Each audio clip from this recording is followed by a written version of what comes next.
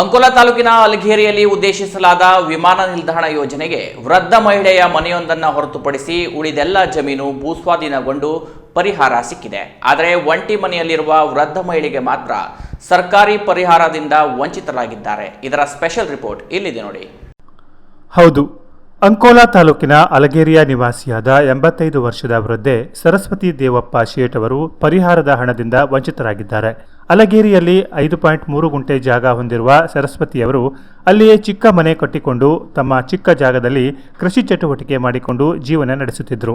4-5 ವರ್ಷಗಳ ಹಿಂದೆ ಅಲಗೇರಿ ಪ್ರದೇಶದಲ್ಲಿ ವಿಮಾನ ನಿಲ್ದಾಣ ನಿರ್ಮಿಸುವ ಯೋಜನೆಗೆ ಇವರ ಮನೆಯ ಸುತ್ತಲಿನ ಎಲ್ಲ ಜಮೀನುಗಳು ಭೂಸ್ವಾಧೀನಗೊಂಡು ಆಯಾ ಜಾಗದ ಮಾಲೀಕರಿಗೆ ಪರಿಹಾರ ಕೂಡ ವಿತರಿಸಲಾಗಿದೆ.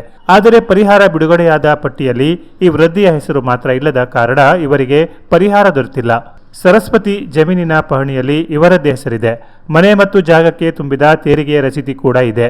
ಆದರೂ ಪರಿಹಾರ ನೀಡುವ ಪಟ್ಟಿಯಲ್ಲಿ ಇವರ ಹೆಸರು ಹೇಗೆ ತಪ್ಪಿಹೋಯಿತು ಎಂಬುದು ಯಕ್ಷ ಪ್ರಶ್ನೆಯಾಗಿ ಉಳಿದಿದೆ. ಬಳಿಕ ಸರಸ್ವತಿ ಅವರು ಸಂಬಂಧಪಟ್ಟ ಅಧಿಕಾರಿಗಳಿಗೆ ಮಾಹಿತಿ ನೀಡಿ ಲಿಖಿತ ಮನವಿ ಕೂಡ ನೀಡಿದ್ದಾರೆ. ಅಧಿಕಾರಿಗಳು ಬಂದು ಪರಿಶೀಲಿಸಿ ತೆರಳಿದ್ದಾರೆ. ಅವರ ಜಾಗದ ಬಗ್ಗೆ, ಮನೆ ತೋಟದಲ್ಲಿರುವ ಮರಗಿಡಗಳ ಬಗ್ಗೆ ಯಾವುದೇ ಉಲ್ಲೇಖ ಮಾಡಿಲ್ಲ.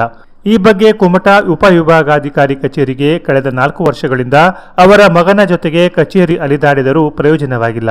ಕುಮಟಾದಲ್ಲಿ 3 ಎಸಿಗಳು ಬದಲಾದರೆ ಹೊರತು ಅವರ ಸಂಕಷ್ಟ ಮಾತ್ರ ಪರಿಹಾರವಾಗಿಲ್ಲ.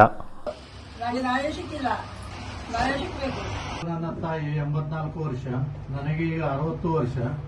ನಮ್ಮ 60 ವರ್ಷ ಅಂಕೋಲಾ ತಾಲೂಕಿನ ಅಲಗೇರಿ ಗ್ರಾಮದಲ್ಲಿ ವಿಮಾನ ನಿಲ್ದಾಣಕ್ಕೆ ಜಾಗವನ್ನು ಭೂಸ್ವಾಧೀನ ನೋಟಿಸನ್ನು ಕೊಟ್ಟಿರುತ್ತಾರೆ.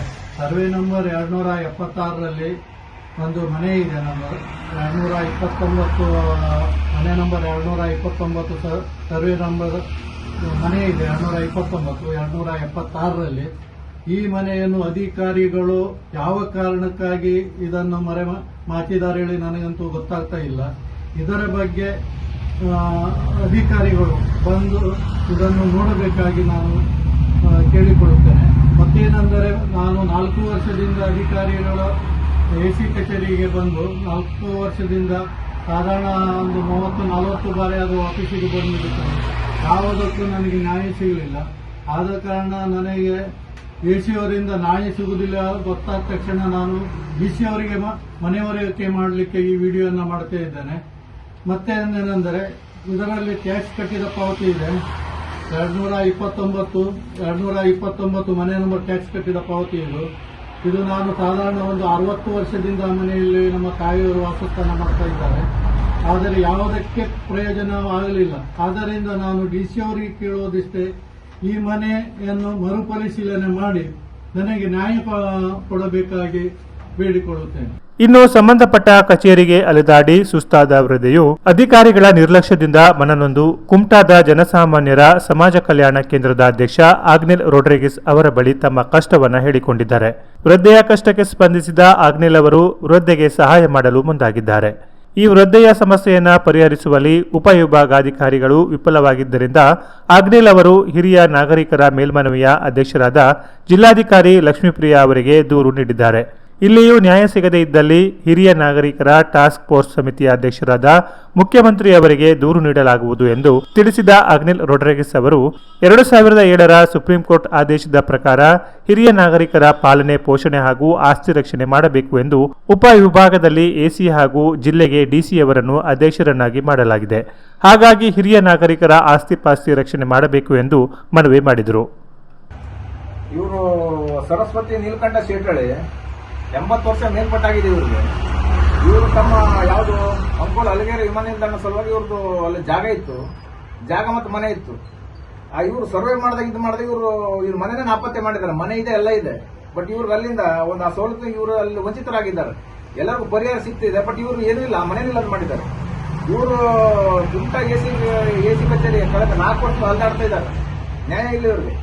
ಮೊದಲು ನೀವು ವಂಚಿತರಲ್ಲಿ ಒಬ್ಬರು ಎಸಿ ಇದ್ದರು, ನಂತರ ರಾಘವೇಂದ್ರ ಜಗವಾಸ್ಕರ್, ಈಗ ಎಸಿ ಇವರು ಕಲ್ಯಾಣ ಕಾಂಬ್ಳಿ ಅವರು. ಈಗ 4 ವರ್ಷ ಆಯ್ತು ಇವರು ಹೀಗೆ ಬರೋದು ಹೋಗೋದು ಮಾಡ್ತಿದ್ದಾರೆ. ಪಾಪ ಬಹಳ ಅನ್ಯಾಯ ಆಗಿದೆ. 2020, 21, 22, 24 ಇವರು ಒಬ್ಬ ಹಿರಿಯ ನಾಗರಿಕರ ಇವತ್ತ ನಮ್ಮ ಸುಪ್ರೀಂ ಕೋರ್ಟ್ ಏನ್ ಹೇಳ್ತಾ ಕೇಳಿದ್ರೆ 2007ರ ಕಾಯ್ದೆ ಹಿರಿಯ ರಕ್ಷಣಾ ಕಾಯ್ದೆ ಎಲ್ಲ ಬರ್ತವೆ. ಆಸ್ತಿ ರಕ್ಷಣೆ, ಆಸ್ತಿ ಪಾಸ್ತಿ ರಕ್ಷಣೆ ಇದೆ. ಇದು ಇಮಿಡಿಯೇಟ್ಲಿ ಇತ್ಯರ್ಥ ಮಾಡಬೇಕಲ್ಲ ಇದೆ ಈ ಕಾಯ್ದೆಯಲ್ಲಿ. ಬಟ್ ಇವ್ರಿಗೆ ಇಲ್ಲಿ ನ್ಯಾಯ ಸಿಗ್ತಾ ಇಲ್ಲ. ಮತ್ತು ನಾವು ಇದನ್ನ ಈಗ ಮೇಲ್ಮನೆ ಪ್ರಾಧಿಕಾರದ ಅಧ್ಯಕ್ಷ ಡಿ ಸಿ ಅವರಾಗಿರ್ತಾರೆ, ಹಿರಿಯ ನಾಗರಿಕ ನ್ಯಾಯ ಮಂಡಳಿಗೆ, ಮತ್ತು ಅಲ್ಲಿ ಅರ್ಜಿ ಕೊಡ್ತಾ ಇದ್ದಾರೆ. ಬಟ್ ಒಂದ್ ವೇಳೆ ಅಲ್ಲೂ ಅರ್ಜಿ ಅವ್ರಿಗೆ ನ್ಯಾಯ ಸಿಗಲಿದ್ರೆ ಇದ್ರ ಅಧ್ಯಕ್ಷತೆ ಸನ್ಮಾನ್ಯ ಸಿದ್ದರಾಮಯ್ಯ ಮುಖ್ಯಮಂತ್ರಿ ಇವರು ಟಾಸ್ಕ್ ಸಮಿತಿ ಅಧ್ಯಕ್ಷರಾಗಿದ್ದಾರೆ, ಅವ್ರನ್ನ ದೂರು ಕೊಡ್ತೇವೆ. ಆದ್ದರಿಂದ ನೀವು ಆದಷ್ಟು ಶೀಘ್ರ ಅವ್ರಿಗೆ ಒಂದು ನ್ಯಾಯ ಕೊಡ್ತೀವಿ. ಇದೇ ರೀತಿ ಇವ್ರಿಗೆ ಮುಂದೆ ಈಗ ವರ್ಷ ಐತೆ ಬಂತು, ಮುಂದೆ ಇಲ್ಲಿ ಸಿಗುದಿಲ್ಲ ನ್ಯಾಯ ಇವ್ರಿಗೆ. ಆದಷ್ಟು ನಾನು ನಿಮ್ಮ ವಿನಂತಿ ಮಾಡ್ತೀನಿ, ಕೂಡಲೇ ನ್ಯಾಯ ಒದಗಿಸಬೇಕು. ಈ ಸಂದರ್ಭದಲ್ಲಿ ಜನಸಾಮಾನ್ಯರ ಸಮಾಜ ಕಲ್ಯಾಣ ಕೇಂದ್ರದ ಅಧ್ಯಕ್ಷ ಆಗ್ನೇಲ್ ರೋಡ್ರಗೀಸ್, ಪ್ರನಿಲ್ ಕಂಠ ಶೇಠ್ ಹಾಗೂ ಸಾಮಾಜಿಕ ಕಾರ್ಯಕರ್ತ ಸುಧಾಕರ್ ನಾಯ್ಕ್ ಇದ್ದರು. Canara plus news, Kumta.